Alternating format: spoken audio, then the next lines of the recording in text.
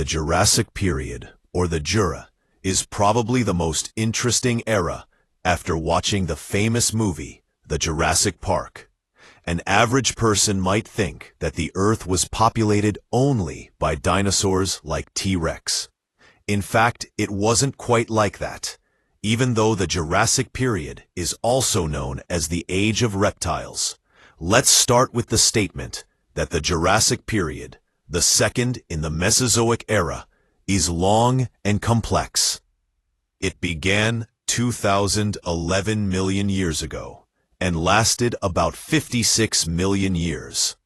It got its name because the fossils were first discovered and explored in the Jura Mountains in Switzerland and France, hence the name of the period. This era is divided into 3 stages. The first, which lasted from 21.3 to 174.00 million years ago, is called this Lower Jurassic. At that time, life was recovering from the Triassic-Jurassic extinction that caused about half of all animal species on the planet to disappear. However, the hot and humid climate of the Jura helped life to quickly bounce back. Warm oceans and seas abounded with Amoia bellamia fish and reptiles on land. Reptiles including dinosaurs quickly filled the ecological niches freed by the previous extinction. In the process of evolution, some reptiles got wings and flew into the sky. The beginning of the Jurassic Period launched the high time for reptiles. Hundreds of dinosaur species. People appeared on the planet. They settled on all continents, including Antarctica. Some reached incredible sizes and proportions. Some, of course, developed formidable shapes, sometimes bizarre and scary. What are the mysteries of the prehistoric reptiles that lived on Earth to 200 million years ago?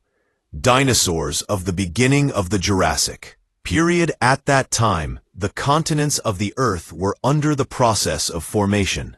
The single supercontinent of Jurassic, Pangaea, begun to split into separate continental blocks. Shallow seas filled the gaps. The continents began to take modern shape. Bays deepened and separated Africa and Australia. The gulf between Africa and America became deeper too. In Eurasia, the German, Anglo-Paris, and Western Siberian depressions were formed. The Arctic Sea flooded the northern coast of Laurasia. In North America, the Rocky Mountains and the Andes were under formation. Many volcanic eruptions accompanied splitting of tectonic plates and reshaping of continents. Volcanic eruptions released huge amounts of carbon dioxide into the atmosphere and intensified the greenhouse effect.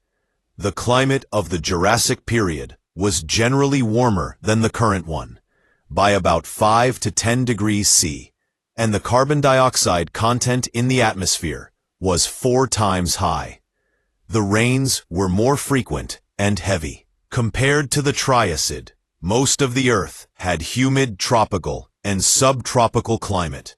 Huge areas were covered with lush vegetation, primarily jungles and forests. They consisted mainly of seed ferns and non-flowering woody plants. Let us remind you that plants, unlike animals, were lucky. There is no clear evidence of the flora extinction at the turn of the Triassic and Jura.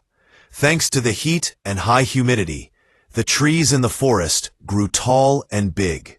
Cicadas are widespread in the tropics and subtropics. The era of the heyday began. During the Jurassic and Cretaceous periods, the cicadas reached the peak of diversity. At the beginning of the Jura, they look very much like palm trees. Its size puzzled even the famous bot witness Carl Linnaeus and caused him to make mistake in his classification system. The scientist placed cicadas in the palm section. Tall ginkgo trees grew in areas with a temperate climate. Ginkgo crowns look like oaks, but the leaves are small and fan-shaped. It is a pity that only one kind of ginkgo tree survived till today. It is ginkgo boba. The Cades and Genos co-existed with prehistoric conifers. Those trees look like modern hues. Pines and cypresses during the late Triassic and early Jura. Conifers changed rapidly and reached great diversity during the early Jurassic. The mid-latitude flora of East Asia was dominated by the extinct conifer podizamids, which do not appear to be closely related to any existing conifer family. Its needles were broad, more like leaves, and the tree itself was deciduous. Modern conifers are mostly evergreen, with deciduous being the exception. The lush vegetation sustained the unprecedented flourishing of life. Convergent evolution, with insects doing especially great. They were lucky. Apparently, there was no extinction of insects at the turn of the Triassic and Jura. Therefore, the forests, fields, and banks of the early Jura rivers were buzzing with all kinds of insects. Imagine predatory dragonflies flying over the water in search of prey. Herbivorous beetles swarming in the thickets of plants, and arachnids like spiders and scorpions waiting for their prey at the turn of the Triassic and Jura. The first butterflies appeared. However, by appearance, they were a pale shadow of colorful, beautiful butterflies we admire in our time. At the same time, some creatures fluttered through the Jurassic forests that look like modern butterflies, but in fact, they were not. What is it, and how can it be explained? Well, the explanation is an amazing phenomenon: convergent evolution. The creatures that look like butterflies in the early Jurassic fluttered like butterflies and even pollinated plants like butterflies were actually Calti. They belong to a different family of insects, and their closest modern relatives are lacewings. In the Jurassic, Calti, of course, could not pollinate flowers, since the flowers almost did not exist in nature. They just appeared, were small, and technically unsuited for insects. However, let us remind you that coniferous seed plants had cones with long tubes of nectar and pollen. They attracted the pseudo-butterflies of the Jurassic period. The thus colmati and butterflies are one of the many examples of convergent evolution in evolutionary biology. Convergent evolution is defined as the process whereby distantly related organisms independently evolve similar traits to adapt to similar necessities. That is why different, unrelated animals can have a striking resemblance but live in different areas and on continents. For example, pteryx are a striking example of convergent evolution from a single colonizing ancestor. Tenra have evolved into incredible, diverse species which resemble moles, shrews, hedgehogs, and even otter. Have a look and find 10 differences. It's not an easy task, because tenra and hedgehogs are similar, like siblings. In fact, they belong to very distant branches of the genetic tree. One can say that tenra has more biologic in common with an elephant than with a hedgehog. If you dig deeper, it turns out that indeed they have only an external resemblance. Talking about our Jurassic pseudo-butterflies, we can say that they were strikingly similar to real Lepidoptera. Broad wings, scales, feeding camouflage, everything is like that of Lepidoptera. But these are completely different species. Numerous examples of convergent evolution enable us to conclude that evolution takes the shortest optimal path, and it means that on some fantastic exoplanet with Earth-like conditions, perhaps we would have met strange but rather recognizable life. Amphibians. Ferns amphibians at that time were yielding to reptiles. Many species died out. Only salamanders, early frogs, and Cilian, legless worm-like amphibian, still survived. Among the large species, there were still a few brachiopods, which often grew up to 3 meters in length. The record holder was found in Loso in Africa, according to its fossilized remains. Scientists estimated its size at about 7 meters. Throughout history, only Prionosuchus were large amphibians, but they lived and went extinct in the Permian period. Brachiopods had flat bodies and spatulate heads. The mouth had razor-sharp teeth, with which predators could instantly tear apart the victim. Despite proliferation later, their numbers declined, but the number of reptiles grew rapidly. Before the dinosaurs separated into a single group, the overall reptile diversity grew in number and species at an impressive pace. They gradually gained dominance in water, on land, and in the air. Real monsters lived in the warm, tropical seas of the Jura, often frightening, but no less amazing and beautiful in their own way. They barely squeezed through the bottleneck of the Triassic-Jurassic extinction and began to gradually grow stronger at the beginning of the Jura. One of the most notable is Anchisaurus. There are many different types of them. On average, they were quite large, 2 to 4 meters. But due to the favorable environment, as evolution proceeded, individual species reached enormous sizes. The largest known to science, Dinosaurus, grew up to 15 meters.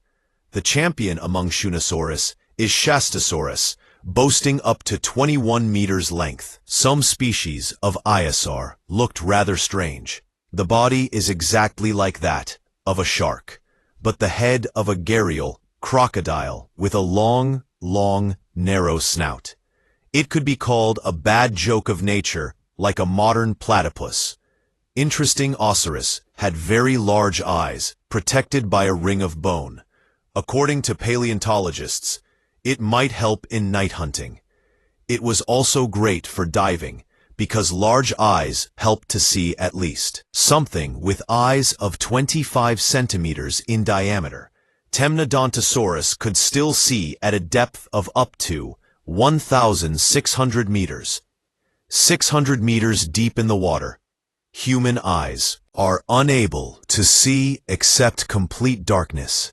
It is known that, at a depth of 800 to 950 m, the light intensity is about 1% of noon illumination on the surface.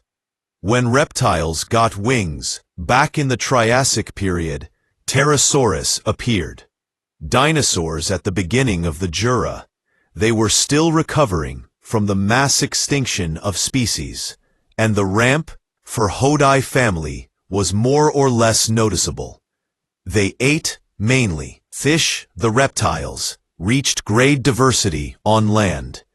Prehistoric turtles, in general, were similar to modern ones. The land was dominated, of course, by dinosaurs. Paleontologists identified over 900 different genera and over 1,000 species of non-avian dinosaurs alone in the early Jura. They quickly occupied the free niches after extinction. It is a stereotype that all dinosaurs were huge. In fact, they had different sizes. Some did not exceed the size of chickens, and some grew into huge monsters. Most dinosaurs were carnivorous, and hunted for prey. Some dinosaurs were herbivorous. They slowly stomped through the ground and nibbling at all vegetation. At the beginning of the Jurassic, about 82.7 to 74.1 million years ago. Interesting, dinosaurs lived on the territory of modern Zimbabwe. Legs and a long neck and tail. It is one of the very first dinosaurs found on Zimbabwean soil. The Latin name Vulcan literally means tooth of the Vulcanidon. volcano. The fossils were found in a small sandstone between two solidified lava flows. This was enough to get a specific name based on the nature of the rock in which the fossils are found, its habitat. The Pitoa Formation was a hot sandy desert, not the most favorable place for life. But still, there were islands of vegetation, a few rivers, and even rarer oases. The length of the volcan reached 6.5 meters. Height was up to 2.5 meters. It weighed up to 2.5 tons. Some researchers are more generous with estimates and say it was up to 11 meters in length and up to 3.5 tons in weight. This herbivorous dinosaur moved on 4 legs, but it could rise on 2 legs, for example, to eat branches. Entire history of evolution, Volcanodon itself often became food for the predatory reptiles of that time. Evidence of this was already received at the time of the first discovery of the remains of Volcanodon, and it all started with a curious riddle that became a puzzle. South African paleontologist Michael Rott discovered several teeth near the pelvic Volcanodon remains. However, the head and neck were not found. The shape of the teeth was rather strange, more characteristic of predators, according to the scientists. The dying Volcanodon could bend over in agony so that the head was at the level of the pelvis, hence the discovered teeth. Another fact in favor of the theory, a similar pose is sometimes found among dinosaur fossils. Because of such unusual teeth and a herbivorous dinosaur, the researcher mentioned it in the name of the genus. If everything is confirmed, Pteranodon, ironically and scientifically, got its name in honor of the teeth of its own killer, the killer of that same Dilophosaurus, where at that time the outlines of the future continent of North America were already formed. Dilophosaurus lived in what is now Arizona in the United States between 199,000 and 19.8 million years ago. It was an effective predator, fast and incredibly agile. It hunted for herbivorous dinosaurs. The Latin name Dilophosaurus comes from the Greek words for two-crested lizard. It was based on an unusual bone formation on the skull with 2 flat semicircular ridges. It was a decorative organ, playing a role in mating games. The closest modern example is the combs of basilisk and iguanas. A red comb of a rooster belongs to the phenomenon of the same nature. The body length of Dilophosaurus reached 7 meters, height up to 2 meters. It weighed up to 400 kilograms. At the beginning, the Jurassic Period. These are very impressive dimensions for a predator. Dilophosaurus was the largest predator at the time, in this sense. Scientists sometimes refer to it as an early Jurassic T-Rex. As an adult, it was a threat to almost any local animal. However, the chorus, or Scaledosaurus, who lived at the same time in the territory of Arizona, could be hunted by Dilophosaurus only in pairs or even in groups. The former two were herbivorous, but they could fight back in any case. This early Jurassic theropod occupied the top of the food pyramid. Judging by the narrow jaws and long teeth, it preferred to hunt relatively small animals, taking advantage of its size and strength. Allowed for dinosaurs to catch even very tiny and fast dinosaurs. After analyzing the jaws, scientists concluded that in the absence of large prey, a significant share of its diet could be fish and other water inhabitants. Carnivore that could grow up to 3 meters, 9.8 feet long, one of the earliest known. Dinosaur gera. The name Silophysis comes from 2 Greek words that mean hollow form. The Reason for this is simple.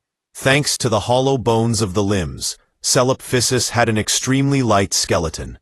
Dilophosaurus lived in late Triassic and early Jurassic, about 28.5 to 19.8 million years ago.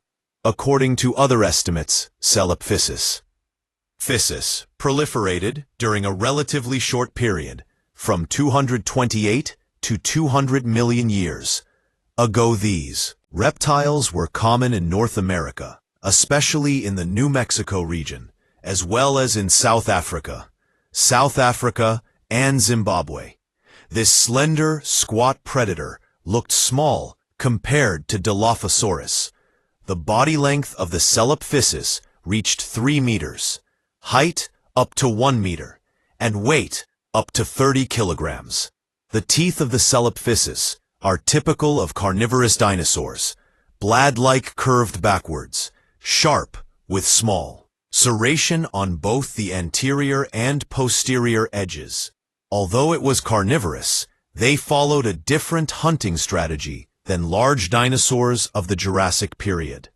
Representatives of the genus hunted large prey and flocks. The North American valleys in the late Triassic and early Jurassic were mostly deserts.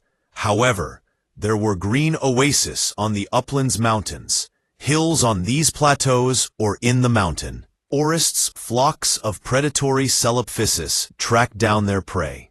Presumably, they used special shouts, alerts in their language. It is possible that the Dilophosaurus developed some primitive tactics and could hunt down a large herbivorous. They surrounded the prey and attacked together. Most likely, its diet consisted of smaller animals, reptiles, and lizards. Their fossils were often found along with the skeletons of Dilophosaurus. By the way, here's a curious fact. For a long time, until the early 2000s, Dilophosaurus were considered cannibals. It was indicated by the remains found at the Ghost Ranch in New Mexico. Their cubs of its own species were found in the stomach of the prehistoric adult Dilophosaurus. However, later it turned out that the find was misidentified. Later the cubs were classified as Hesperus, the usual prey for the Dilophosaurus. In general, it is one of the most studied Triassic-Jurassic theropods, all thanks to the many remains found, including several complete skeletons. The Ghost Ranch has a spooky reputation because there is a cemetery of Dilophosaurus skeletons. What happened there is not entirely clear. While Dilophosaurus is among the most notable fossils found at Ghost Ranch, the site is rich with examples of many different species of dinosaurs and crocodilians.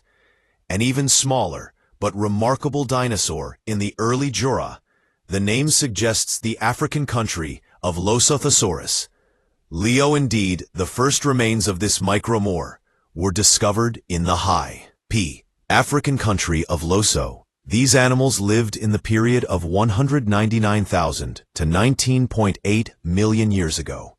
The body length of the Dilophosaurus reached 2 meters, and this is the maximum. Estimates of height vary greatly, from 40 centimeters to 1 meter, and even more. Weight estimates are also in a wide range, from 3 to 10 kilograms. Since we're not talking about a species, but about a whole genus, such an error is normal. Dilophosaurus moved on 2 long, thin legs, which allowed it to develop impressive speed. The 5-fingered forelimbs of Dilophosaurus were small but well developed. From the outside, they may seem like a miniature likeness of human hands. By analogy with our little finger, the 5th finger was poorly developed. With these very hands, he touched and held the plants he was eating.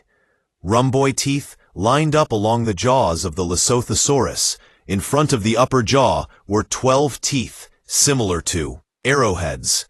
This light structure of the teeth is not very suitable for grinding hard food, but it is quite suitable for cutting soft stems or leaves.